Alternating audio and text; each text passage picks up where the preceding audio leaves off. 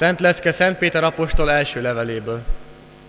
Szeretteim, szent félelemmel éljetek földi zarándoklásatok idején, ha atyának hívjátok őt, aki személyválogatás nélkül intézkedik, kinek-kinek tettei szerint. Hiszen tudjátok jól, hogy nem veszendő ezüstön vagy aranyon váltottak meg titeket az atyáitok által rátok hagyott, értéktelen életformától, hanem Krisztusnak, a hibátlan és szeplőtelen báránynak drága vére árán. Őt Isten előre kiválasztotta már a világ teremtése előtt, de csak az utolsó időkben jelent meg miattatok. Általa hisztek Istenben, aki feltámasztotta őt a halottak közül, és megdicsőítette, hogy higgyetek és reméljetek Istenben. Ez az Isten igéje.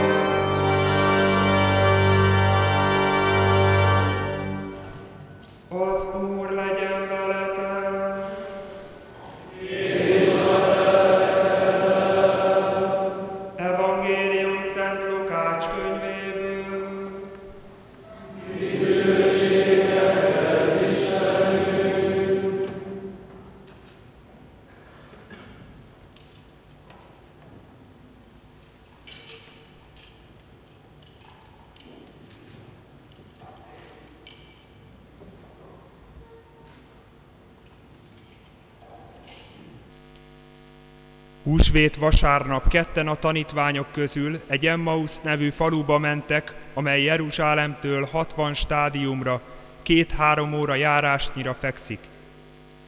Útközben megbeszélték egymás között mindazt, ami történt. Míg beszélgettek és vitatkoztak, egyszerre maga Jézus közeledett feléjük és hozzájuk szegődött. Ők azonban nem ismerték meg őt, mert látásukban akadályozva voltak. Jézus megkérdezte őket, milyen dolgokról beszélgettetek egymással útközben. Erre szomorúan megálltak, és egyikük, akit Kleofásnak hívtak, ezt válaszolta neki, te vagy talán az egyetlen idegen Jeruzsálemben, aki nem tudja, mi történt ott ezekben a napokban. Ő megkérdezte, miért, mi történt. Azok ezt felelték, a názáreti Jézus esete, aki szóban és tettben nagy hatású próféta volt Isten és az egész nép előtt. Főpapjaink és előjáróink kiszolgáltatták őt, hogy halálra ítéljék és keresztre feszítsék. Pedig mi azt reméltük, hogy ő váltja meg Izraelt. Azóta, hogy ezek történtek, már 3 nap telt el, és néhány hozzánk tartozó asszony megzavart bennünket. Hajnalban a sírnál voltak, de nem találták ott a holttestét. Azzal a hírrel tértek vissza, hogy angyalok jelentek meg nekik, akik azt állították, hogy él. Közülünk néhányan el is mentek a sírhoz, és úgy találtak mindent, ahogyan az asszonyok mondták. Őt magát azonban nem látták. Jézus erre így szólt, ó, ti oktalanok, késedelmes szívűek, képtelenek vagytok hinni abban, amit a próféták jövendöltek.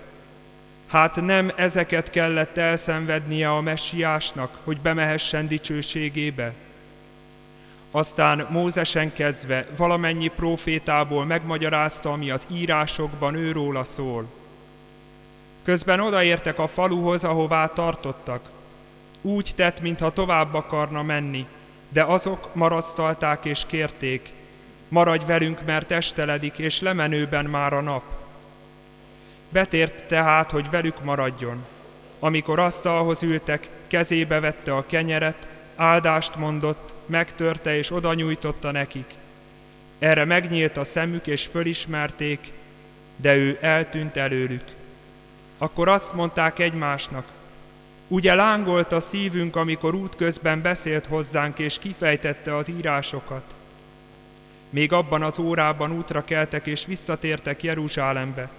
Ott egybegyűlve találták a 11-et és társaikat. Azok ezzel fogadták őket: valóban feltámadt az Úr, és megjelent Simonnak. Erre ők is elbeszélték, mi történt az úton, és hogyan ismerték fel Jézust a kenyértörésben.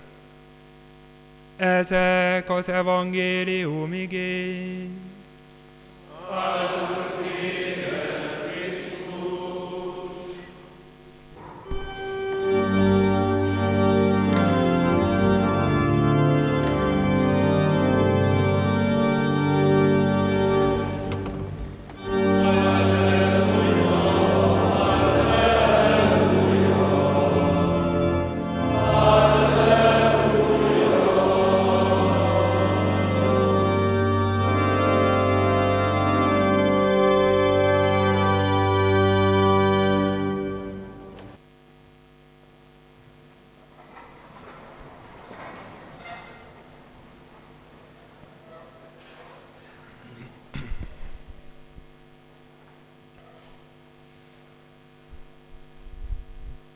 Kedves fiaim, kedves fiúk, kedves szülők, rokonok, barátok és jó ismerősök, kedves tanárok, Krisztusban, kedves testvéreim! Egy férfi azért adja oda az egész életét Isten népének szolgálatára, egyszerűbben fogalmazva, egy férfi azért lesz pap, mert felismeri, hogy maga a feltámadt Jézus akar működni általa. És tényleg, miért ne ismerhetnétek fel a feltámadt Jézust itt a Frankában? Nem éltünk-e nagyon hasonlóan Jézushoz és a tanítványaihoz? Nem örültünk-e együtt? Nem küszködtünk-e együtt? Még az értetlenségek is hasonlóak. Talán nincs még egy hely ebben az országban, ahol egy pap olyan sajátos erővel mondhatja ki azokat a szavakat, amelyek néhány perc múlva elhangoznak. Kezébe vette a kenyeret, hálát adott, megtörte, tanítványainak adta, és így szólt: vegyétek és egyetek ebből mindnyájan, mert ez az én testem, mely értetek adatik. Majd kezébe vette a kelyhet is, ismét hálát adott, odaadta tanítványainak, és így szólt: vegyétek és igyatok ebből mindnyájan, mert ez az én vérem kelyhe. Ezt cselekedjétek az én emlékezetemre. Kedves fiúk, túlcsorduló hála van a szívemben értetek, azért, hogy egy kicsit az enyéimnek mondhatlak titeket. Kedves szülők, nektek is hálásak vagyunk, hogy ránk bíztátok, nekünk adtátok kedves kincseteket, fiatokat. A hála mellett akad bánat is. Bánom, ezért bocsánatot kérek minden olyan percért, amikor nem jézusi módon éltem köztetek, sőt, amikor kifejezetten akadályoztam a látástokat, hogy a feltámadt Jézust felismerjétek. Higgyétek el, minden munkánkkal, minden időnkkel azt akartuk és akarjuk, hogy felismerjétek: Jézus él, legyőzte a halált és a bűnt, ezért az élet teljességét remélhetitek ti is. A mai evangélium tovább vigasztal minket. Mit hallottunk? Az Emmauszba tartó tanítványokhoz szegődött maga Jézus, Ők azonban nem ismerték meg őt, mert látásukban akadályozva voltak. Miért számol be Szent Lukács evangélista ilyen részletesen az emmauszi tanítványokról, a bennük végbe menő történésekről? Az evangéliumnak ebben a történetében Szent Lukács helyeket mutat be, ahol valóban találkozni lehet a feltámadt Jézussal. Méghozzá éppen azok számára akarja bemutatni ezeket a helyeket, akik Jézust földi életében már nem látták. Ilyen volt maga az evangélista, Szent Lukács is, és ilyenek vagyunk mi is. Az első hely a Szentírás. A két tanítvány szomorú Jézus halála után. A történtekről beszélgetnek, amikor észreveszik, hogy valaki csatlakozik hozzájuk, és bekapcsolódik a beszélgetésükbe.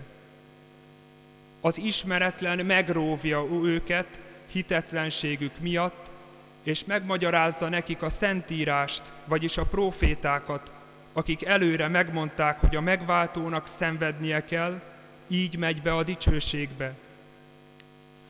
A két tanítványnak, ahogy később maguk fogalmaznak, lángolt a szívük, amikor Jézus beszélt. Ez tehát az első hely a Jézussal való találkozásra. Ne felejtsétek el soha, ha találkozni akartok a feltámadt Jézussal, a Szentírásban mindig megtaláljátok. De miért nem nyílt meg a szemük ezeknek az Emmauszba tartó tanítványoknak már ekkor? Mert itt még csak hallgatták a Szentírást, de nem váltották tettekre. Amikor a számukra idegennek tűnőt befogadják és asztalhoz ülnek vele, akkor találkoznak igazán a feltámadt Jézussal. Hiszen ő maga mondta, amit a legkisebbek közül egyel tettetek, velem tettétek. Ha hagyták volna tovább menni útitársukat, nem ismerték volna fel Jézust. Fiúk, ti befogadtátok egymást a szívetekbe, bár korábban ismeretlenek voltatok egymás számára. Tartsátok meg jó szívűségteket. Persze ez a vendégség, amiről az evangéliumban hallottunk, azzal teljes, hogy Jézus megtöri a kenyeret és oda nyújtja nekik. Ezt teszi veletek is. Az eukarisztiában, az oltári szentségben mindennél könnyebben és teljesebb módon találkozhattok a feltámadt Jézussal. Kedves fiúk, azzal kezdtem, hogy egy férfi azért lesz pap, mert hasonlóvá akar lenni Jézushoz. Köszönöm a mai napon nektek is, hogy ma megrendítően kapcsolódhatok Jézus szavaihoz. Az az én parancsom, hogy szeressétek egymást, ahogy én szerettelek titeket. Nagyobb szeretete senkinek sincs annál, mintha valaki életét adja barátaiért. Ti a barátaim vagytok. Barátaimnak mondtalak titeket, mert mindent, amit hallottam atyámtól, tudtul adtam nektek. Menjetek, teremjetek gyümölcsöt. Azt parancsolom nektek, szeressétek egymást. Látjátok? Halljátok? Hát ki van közöttünk? Jézus, aki Úr a bűn és a halál felett, aki az élet teljességét kínálja nekünk. Ezért lángol a szívünk. Amen.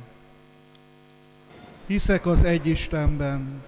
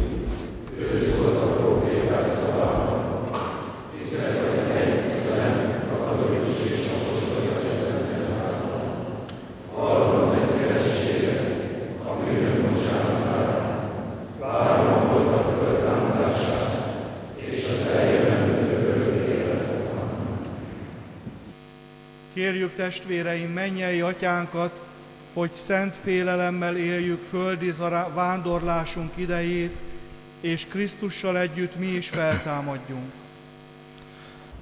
Könyörögjünk Isten egyházáért, Ferenc pápáért, Péter püspökünkért, és az egyházi rend minden tagjáért, hogy életük példája mindannyiunk előtt tanúságtétel legyen Istenről. Kérjük.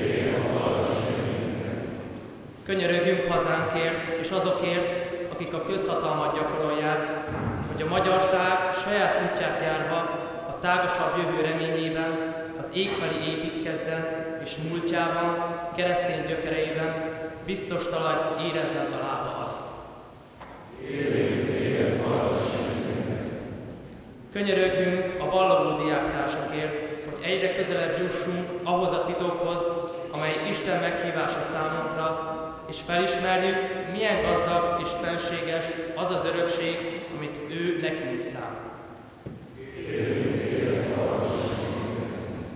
Könyörögjünk azokért, akik eddigi életünkben mellettünk álltak és segítettek nekünk.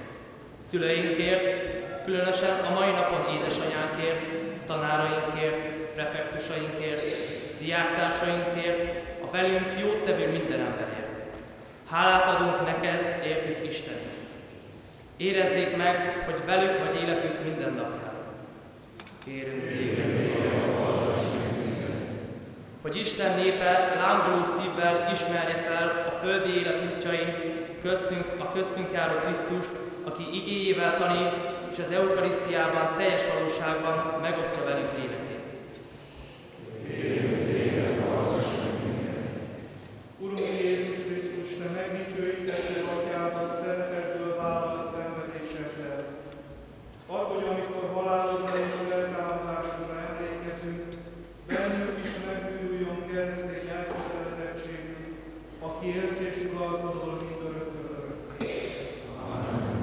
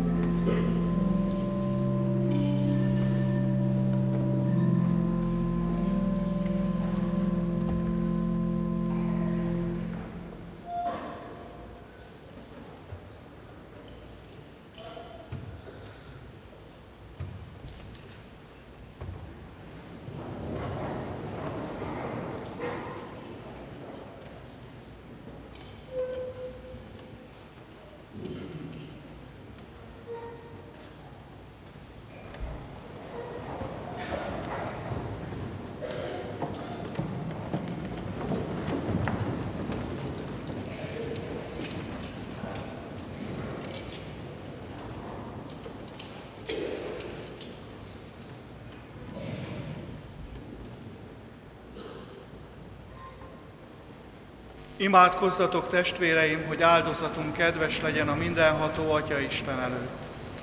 Fogadja el az Úr kezedből az áldozatot, nevének dicséretére és dicsőségére, mindannyiunk és az egész Atya Szent Egyház javára.